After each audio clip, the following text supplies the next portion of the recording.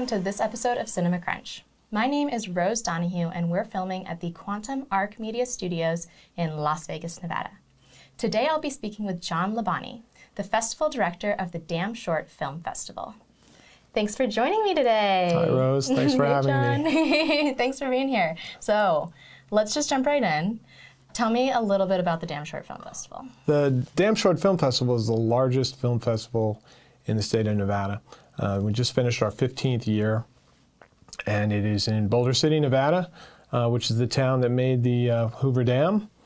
And it's an exciting event for the city every year. We have about 4,500 in attendance each season. It's a great festival.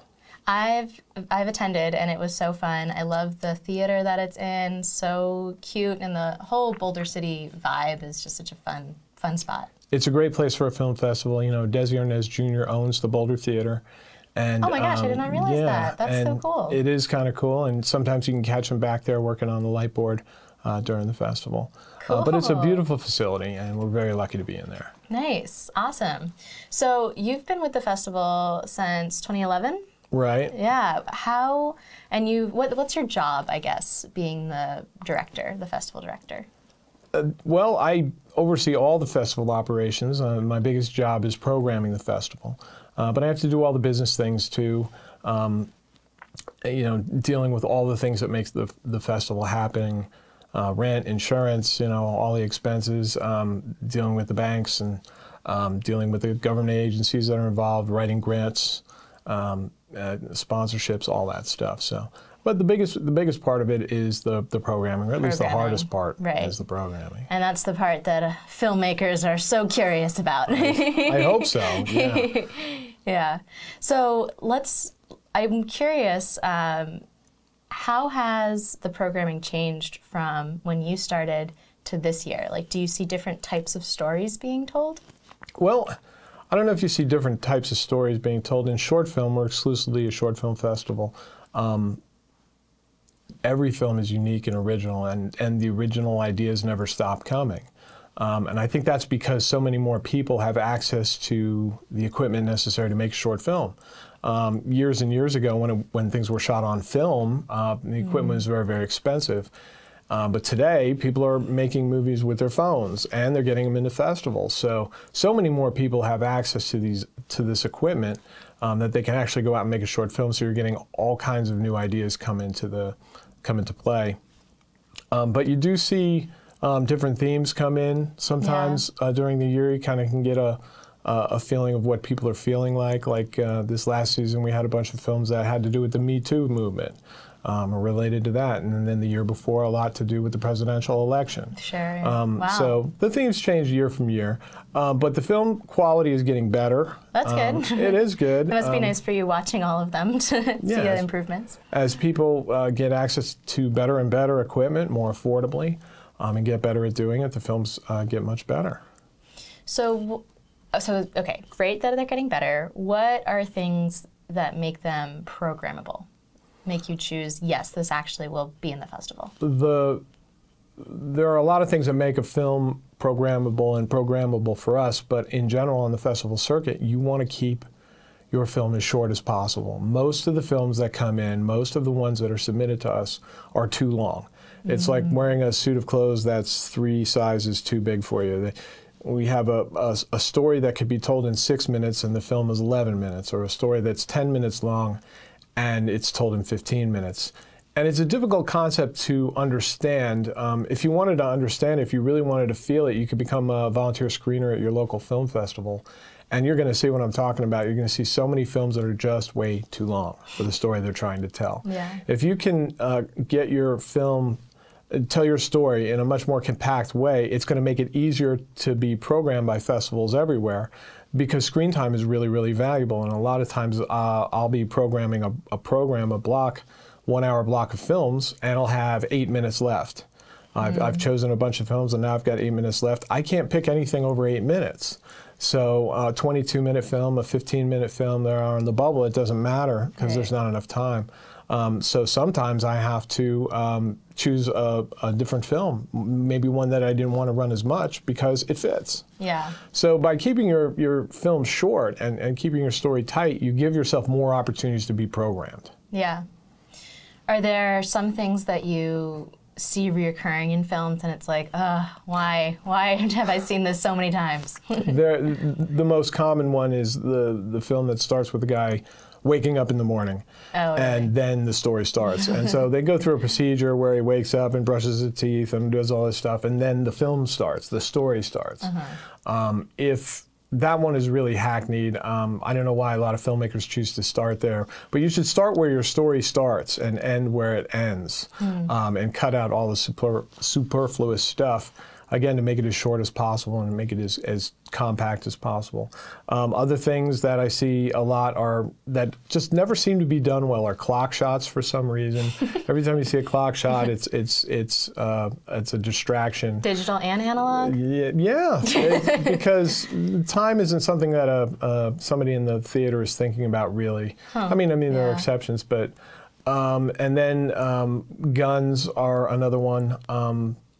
We have a tendency to try to create drama with gun violence, and we've been seeing it so much on TV and in the movies for so many years that it just doesn't have the impact, the dramatic impact that we are hoping for. So I kind of recommend that you stay away from guns if you can.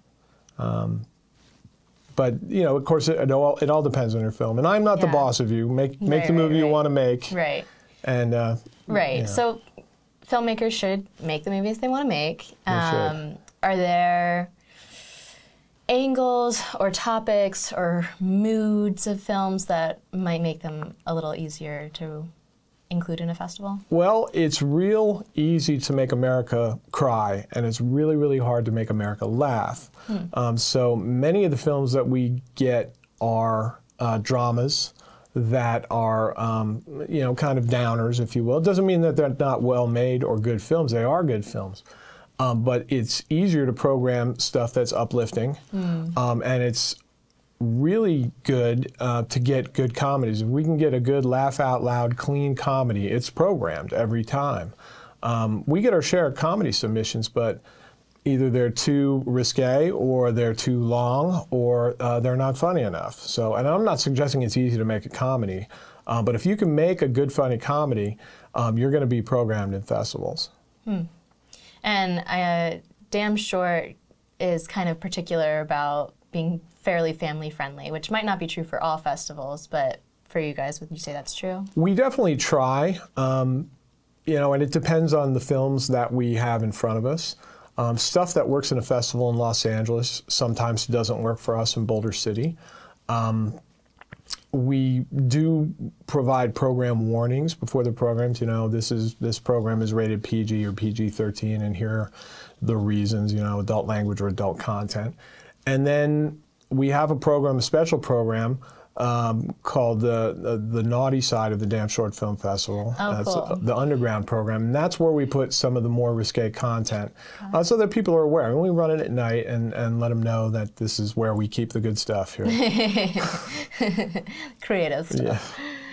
Yeah. So what are some of the things that you see filmmakers running into, some of the problems that they run into if they're doing too many things in the film? Like if they're writer, director, editor, is there ever a breaking point?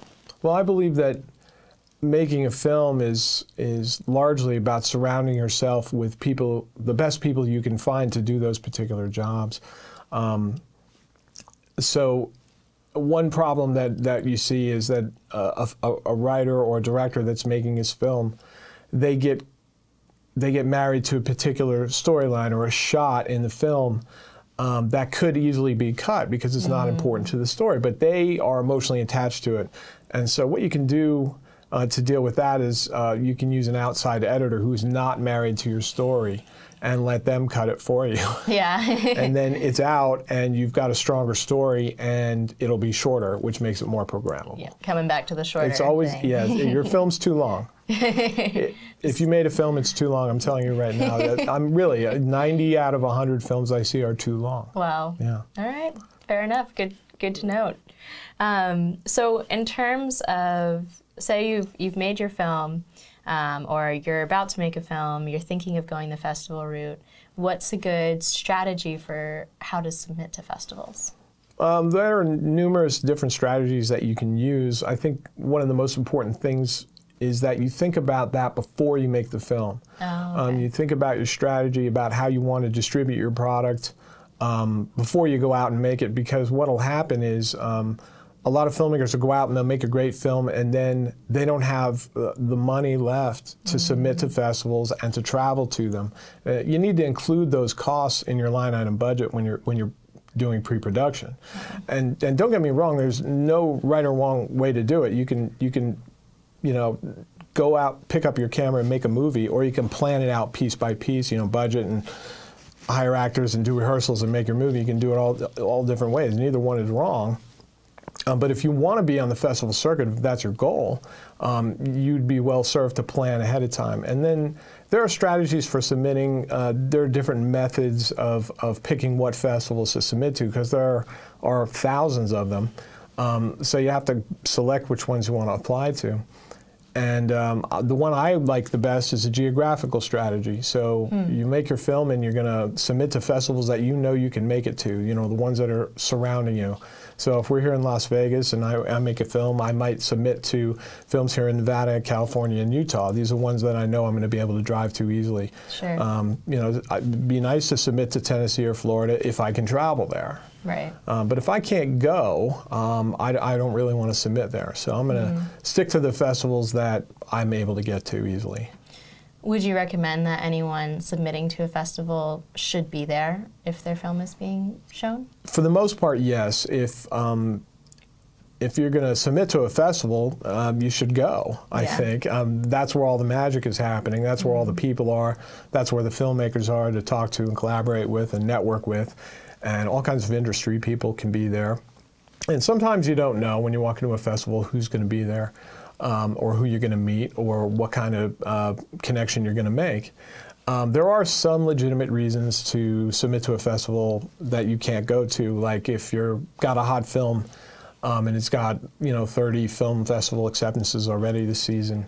You may be interested in developing that project into something else, and so you're simply looking for more festival acceptances to put on your paperwork for when you try to get funding for, that kind of thing. So there is some, but as a general rule, I mean, the whole point is to get your product seen and to meet other filmmakers and other industry people.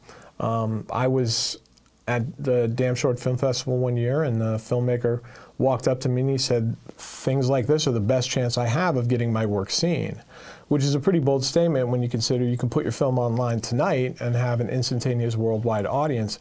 Getting anybody to see it is the trick. Right. So when you get it up on our screen, you're going to get an audience, and when you put it in film festivals and it gets up on that screen, you get an audience, and if you're there, you can experience that. You can be there with them when your film's running. That's an exciting thing to happen for a filmmaker. Yeah.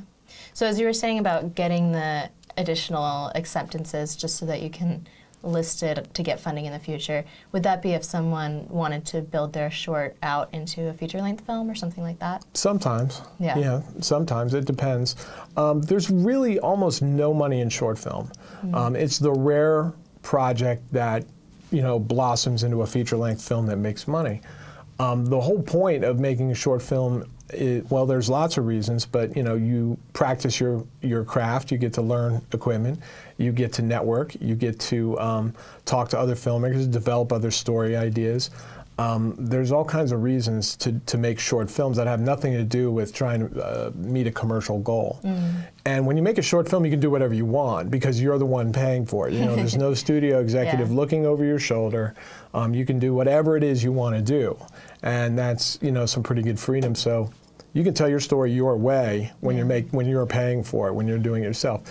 And then, yes, those skills that you learn, those connections that you make along the way when you're making short films, they can blossom into, that's how people move up, They blossom into paying projects down the road. So there's lots of good reasons to do it. Almost nobody makes any money out of the short film that they produce, but it's still totally worthwhile, totally worth doing. Yeah, those are kind of the reasons why you should submit.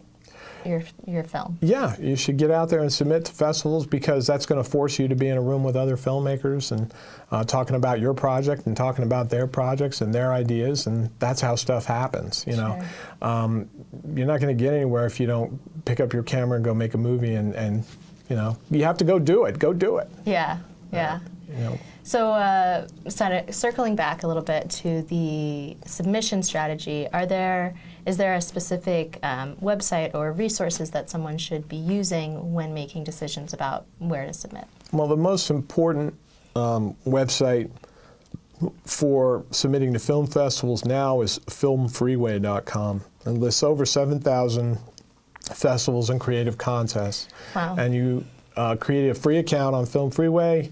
You get on there, you can start looking for festivals to submit your work to. You upload the work right to Film Freeway, and then festivals around the country can see it. You pick the festivals you want to submit to. It's all done online now. There's no more mailing stuff back and forth, which is good. Nice, yeah. Yeah, it's all done online, and so that's the main festival website going today, and that's what I would recommend people use when they want to check out film festivals. It's a great way to find them, it's a great way to submit to them, and it's a great way to communicate with them. Nice. Yeah. So, say you've done your research, you've submitted to the festival or festivals, and you don't get selected. What would you say to that filmmaker? Well, think about it this way. We had almost 1,000 submissions in this last season, and we ran 133 films. I was curious about the ratio. That's so, not much, yeah. Yeah, I have to say no a lot more often than I say yes.